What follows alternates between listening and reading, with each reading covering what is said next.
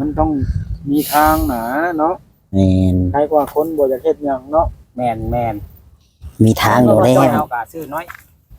มันก็ได้กับไรกับบ่หลายเฮาบ่หลายก็สมมุติเฮานั่นแหละเป็นจังได๋แต่เฮา เป็นจังไดเนี่ยยังถ่ายคลิปอยู่เป็นจังได ถือว่าโอเคบ่จักเนาะบ่บ่ ไปแล้วมาเพิ่นเว้าแล้วได้ข่อยบ่จักจะถามแล้วแล้วได้นี่ ว่า เราก็มีดีใจนำแล้วแหละ เออ จะขอโอกาสจาก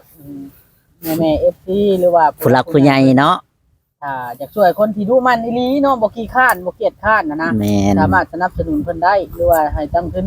ให้เพิ่นลองเบิ่งเพื่อเป็นตัวอย่างให้ผู้อื่นๆถ้าเพิ่นเฮ็ดได้ก็เป็นตัวอย่างให้ครอบครัว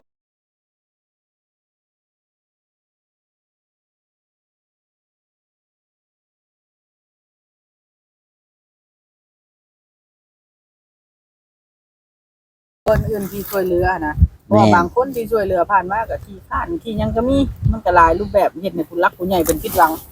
บันไดมาได้ก็แล้วติ FC พิจารณาเบิ่งทางด้านเขาจ้อยครับไปหมดเพราะว่าแต่ก่อนน่ะไอ้จ้อยก็แม่นอยู่เคยซอยไอ้จ้อยเนาะพี่น้องเนาะแต่ว่ายังบ่เคยซอยไอ้หมดว่าซั่นซะตอนนี้น่ะไอ้หมดเราเป็นผู้นำแล้วบ่แม่นผู้ตามเนาะไอ้หมดเนาะถือว่าเป็นผู้นำในด้านนี้ถือว่าไอ้หมดเราเคยเฮ็ดในการค้าขายว่าซั่นซะ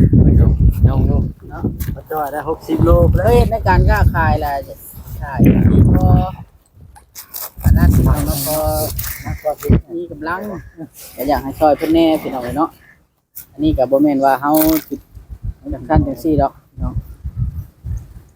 อยากให้โอกาสเพิ่นนะขนาดผู้อื่น ซ้ำฟ้องอันนี้ครับ ขนาดผู้อื่นแบ รั บ กแห่งวันดาว ยังหนุ่มยังน้อยเนาะขนาดมีผลซอยคือกันอันนี้ก็ขึ้นกับบุญวาสนาอยู่แต่ว่าเฮาก็เว้าไว้ บอกไว้ก่อนเนาะ เนาะบ่าวจอยเนาะ แม่น หรือว่าจังได๋บ่าวจอยมีหยังอยากเพิ่มเติมบ่บ่าวจอย นั่นแหละก็อยากให้เรามีมือติ บ่าวจอยชาแนลเฮานี่แหล้วให้เราเว้าแน่เพราะว่า FC น่ะ FC เพิ่นว่าบ่าวจอยชาแนลเฮานี่บ่ปากแบบนี้น่ะ จอย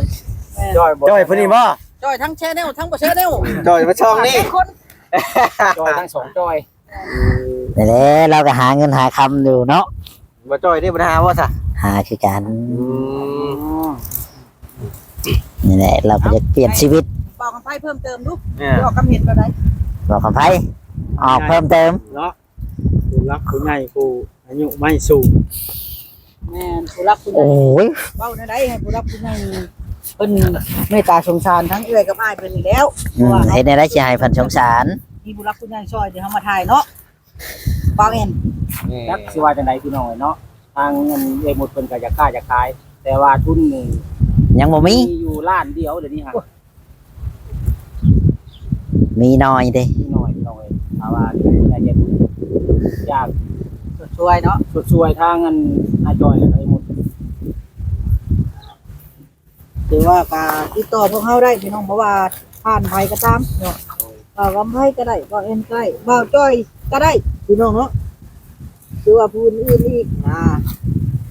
อันนี้มันอยู่ในทีมงานพี่น้องเนาะ แม่นว่าจอย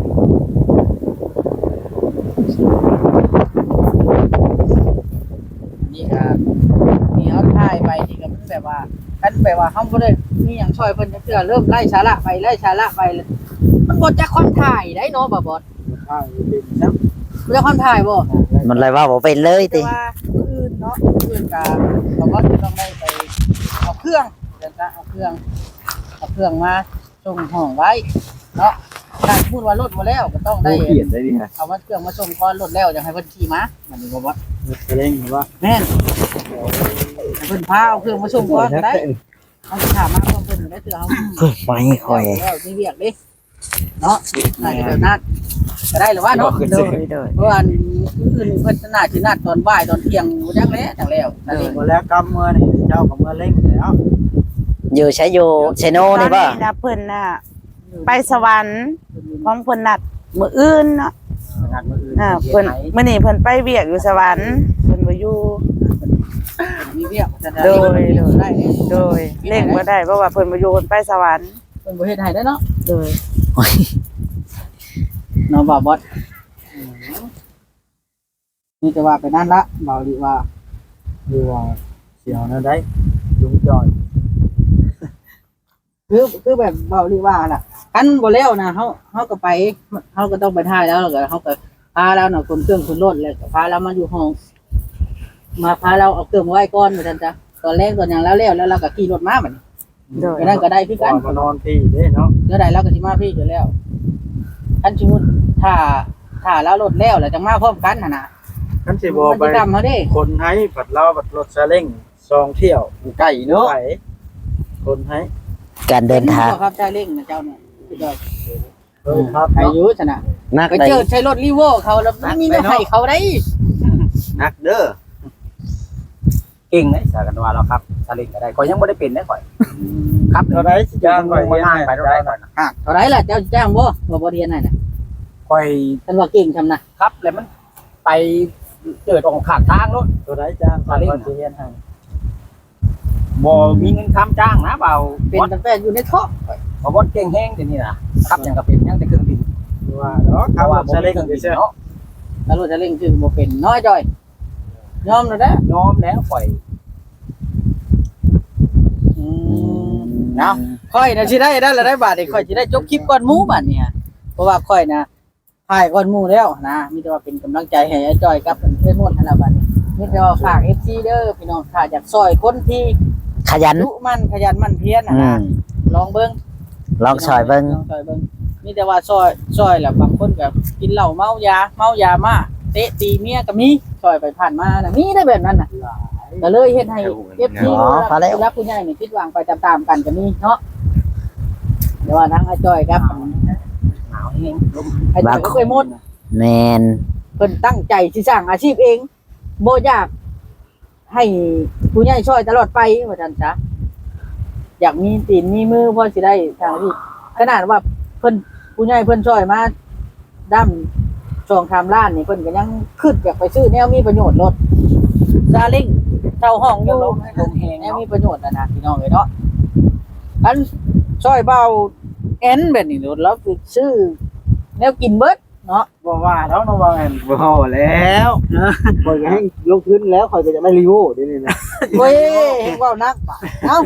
โอเคค่อยจบคลิปเดียวได้รีโว แม่น จะได้กะสบายดีไอ้เอ้ยสบายดี มันจบคลิปเบิ่แล้วบ่ได้แม่ ยังแล้ว ข่อยยังบ่ทันจบได้ข่อยหักละ7นาทีนึงเอาบ่แม่นอยากได้รีวิวข่อยอยากได้รีวิวบ่จอยได้ซะ โอ้ยอย่าบ้า บ่ได้ความฝันของเขานะแต่เจ้าน่ะคิดถึงแล้วพวกนี้หาแต่แล้วพูดเหี้ยน นี่แหละเนาะถาม เอาจอยทำไปก่อนต่อล้มมะลิบ่ ห้องแท้ได้ห้องเจ้าน่ะ อยู่ในซอยนี่แหละ เข้าไว้ในนี่บ่ โดยสาวไว้ใน อ๋อมุงงานทางเขาจัก ข้างทุกอย่างซิปบ่บ่ทุกอย่างซิป มันจะมีเป็นห้านค้ามีแต่เวียดเจ้าอยู่ ข้างห้องหมอนะบ่เอ้ย หมอ แต่มันอยู่ฝั่งนี้ ข้างแล้ว ฝั่งแม่นเออ เจ้าหาทำแบบความอยาก ก็กระตอบอยากแล้วเฮ้ย เพราะมันไม่หลาย คือสิเป็นนั่นกะว่าเพราะว่า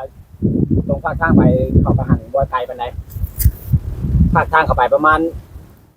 บ่ฮอดดอก100เมตรคันว่าสิแม่นนะ กันนี้เราก็ อยู่สี่แยก สิแยกไฟแดงพวก สี่แยกทางนี่แหละ เส้นนี่แหละ สร้างช่วยกับหมองขายตู้ KS ซาวนี่นะเข้าไปหันมันสิมีอยู่ห้องแถวตอนนั้น มีหลายคนเช่าอยู่หันเคยเข้าไปกันว่าสิแม่นว่าซั่นมีต้นม่วงต้นยางดอกแถวนั้นน่ะอันในบอนเพิ่นเฮ็ดห้องแถวนะแม่นบ่เคยหมด โดย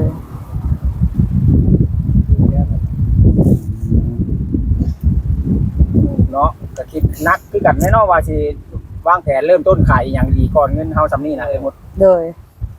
เพราะว่าทุกอย่างมันก็แพงอะไรพี่น้องเอ้ย โดย มื้อนี้นะ ทุกทีทุกอย่างมันก็อันหนึ่งเงินนำล้านไปซื้อเสื้อผ้าตัวหนึ่งสองตัวก็หมดแล้ว แม่นมันว่าอะไรก็มันยังมันก็บ่มีเงินของถูกนะเอาซื้อเสื้อผ้ามาแบบนี้คันเฮาซื้อมื้อหนึงบัดแพงๆบัด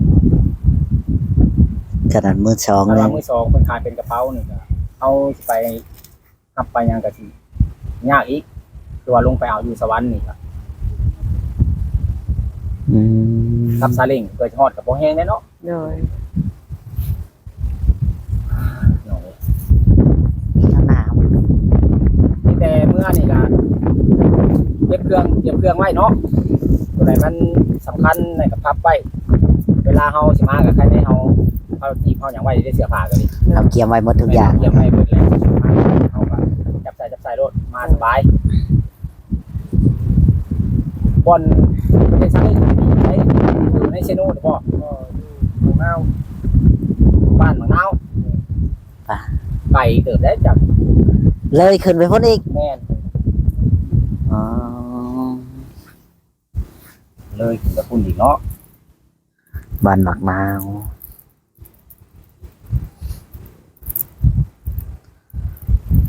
ชาเล่งกับ2 ล้านเนาะแม่นบ่ โดย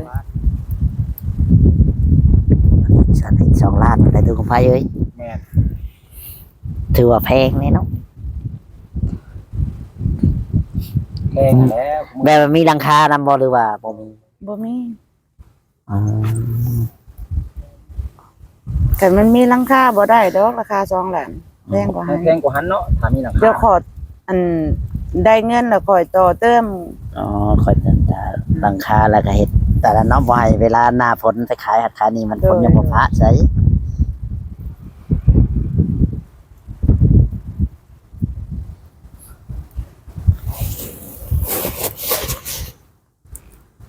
พากันกินเพอเนาะกินนี่นะ โดย เออ กินคนละจักถ้วยนี่ คนละถ้วย โอ้โหเอ้ยนะคือว่ากินกินเผลอว่ะเออ กินในตลาดนี่เนาะ โดย ข้างในเพราะว่าก็บ่เคยกินจักเทื่อหรอกบ่เคยเข้ากิน แม่นบอกว่าจอยคือออกมามึงบ่เคยเข้ากิน บ่เคยกิน มาแต่เช้ามาแต่จังโมงอย่ามาแต่บ้านนะครับมาตลาด 8 โมง 8 โมงมาฮอดฟรีก็ชั่วโมงหนึงบ่ ประมาณนั้นบ่ได้เบิ่งเวลานะ โอ้โห เช้ามากก็โทรหาบ่าวแล้วก็ โอ้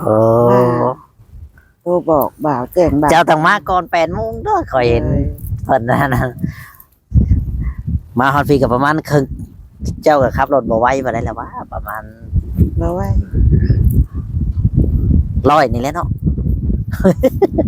บ่ไหวหรอก ไว้เติบ 4-50นี่แล้ว มันลมหนาวมันเย็นขับไปบ่ได้ ไปฮอด100มันก็บ่ว่านะนอนรถ ให้สิฮอด100ขนาดข้อยก็ยังบ่กล้าขับฮอด100 4-50นี่แหละอย่างแรก มันยังบริสุทธิ์ครีมช้ำ เออถามแล้วได้ไหมให้มัน ถา สุ ม ด มาแล้วเจ้าถามก็ได้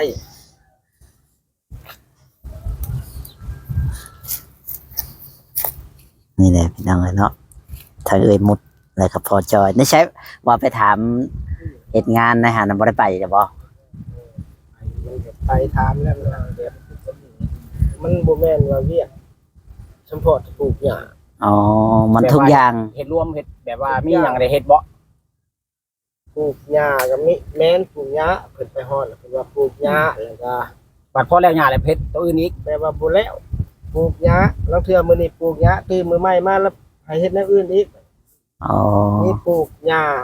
สิเอาเครื่องมาให้งัว อืม เอาน้ำให้งัวเพิ่นบอก อืม อาละไม้เฮือนที่เพิ่นก่อไม้หั่นแล้วก็บ้านคันนาเอาพุ่นลงชนะเพิ่นเว้าแต่มันหลุดหลายแล้วย่านว่าเฮ็ดเวียกเพิ่นมันบ่ละเอียด อืม ครับดู แบบมันหลายอย่างเนาะมันหลายขั้นตอนเฮาบ่จักว่าสิเอาตัวใดเป็นตัวใดคิดว่าเห็นแต่พายเดียวปรุงยาคือว่าปรุงยา แบบ ว่าปลูกหญ้าคิดว่าปลูกหญ้าแล้วมีแต่ว่าอะละไม้แบบให้มันงามคดเอาคดน้ำแต่ละมื้อ อืม แบบนั้นมันก็คือเนาะ แต่อันนี้เว้าแล้วก็คือว่าเวียกที่เพิ่นมีให้เฮ็ดแหละแต่ละมื้อนี่เพิ่นสิบอกเฮาไปเฮ็ดเวียกนั้นแบบผัดไปแต่ละมื้อเนาะ แม่ สมมุติว่าปลูกหญ้าแล้วมื้อนี้มื้ออื่นเจ้าไปเฮ็ดอันนั้นเด้ออะไรก็เพิ่นก็สิมาบอกเฮานั่นนี่นะประมาณว่า เวียกหลายอย่างแต่ว่าเพิ่นก็บ่ได้ให้เฮ็ดมื้อเดียวติให้เฮ็ดผัดไป มันก็อิงกะเพิ่นว่าลังเทื่อก็ลงเฮ็ดปลูกหญ้าคันว่ามีเวียกทั้งอื่นมากก็ไปเพิ่นว่า ว่าง่ายก็แบบ บ่แล้วกับเคิกหั้นนะ บ่ทันได้ตัวนี้บ่เจอปลูกหญ้าบ่ทันแล้วมีเวียกตัวอื่นมันสำคัญกว่าบัดไปเฮ็ดตัวนั้นซะเอาหญ้าให้งัวเอาเพื่องให้งัวกินก่อนเด้อก็ต้องได้ปาไป มันระบบไปนั้นแล้ว แม่นมันก็เกี่ยวแก่กับวกไปวนมาเรื่องที่อันเพิ่นบอก3 4 5อย่างแหละเนาะเอาฝุ่นใส่นาบ้านคันนาแล้วก็อนามัยบ้านบนเพิ่นเฮ็ดใหม่คือทางนายจอยเพิ่นเว้านี่แหละพี่น้อง อืม มันก็เฮาก็สิเฮ็ดตรงนั้นตรงนี้ย่ามันบ่ละเอียดเวียกงานเพิ่นแน่ได้แน่ มันหลายเนาะ ให้เพิ่นมาบอกกูมือบัดเฮาก็จักสิว่าจะได้เนาะเฮาก็เฮ็ดบ่ถือนะเพราะว่ามื้อนี้เพิ่นให้เฮ็ดแนวนี้บัดมื้อต่อไปบัดคันเฮาเฮ็ดได้เพียง9 บาทคันว่าจะให้ถ้าทั้งเพิ่นมาบอกเฮาบัด บ่ได้ เพิ่นว่าให้เฮาอีกนะเดี๋ยวว่าเฮามาบ่เป็นเวียกเป็นงานนั่นนี่นะเพราะว่ามันหลายอย่างนี่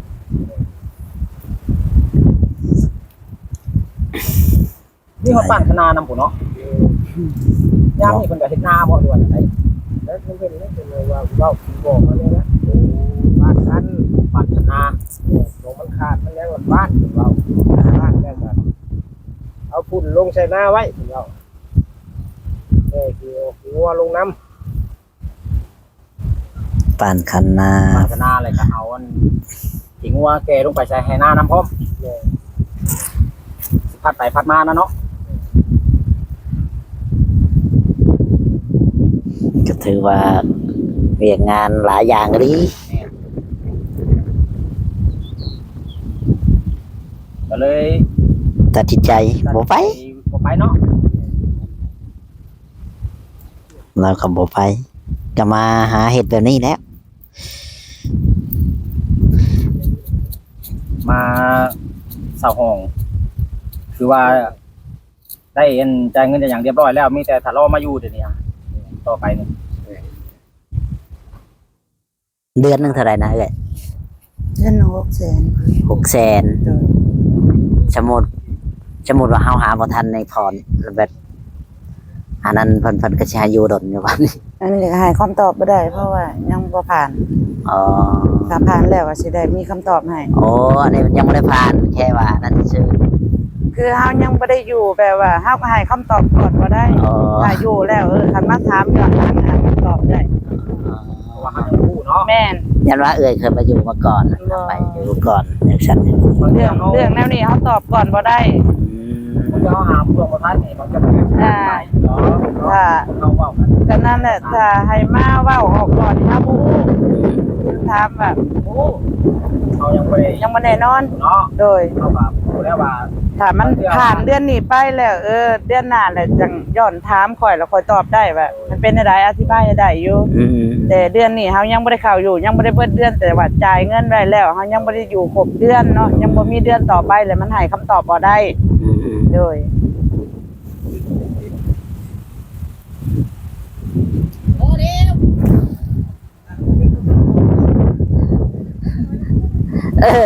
โอเคฉันเนาะ บ่จอยยัง บอก ตั้งไปหมด บอกนี่แล้วให้เพิ่นอันนะเนาะไปได้ที่ไหนเด้ปฏิจบคลิปเลยเด้ มาใจให้ทั้งอันไปหมดแล้วก็ทั้งอันนายจอยพี่น้องเนาะ เนาะสู้ๆสบายดีเด้อ ไป เด้อพ่อแม่พี่น้องคลิปนี้ก็สิบ่มีหยังหลายพี่น้องเนาะถ้าผิดพลาดประการใดก็ขอโท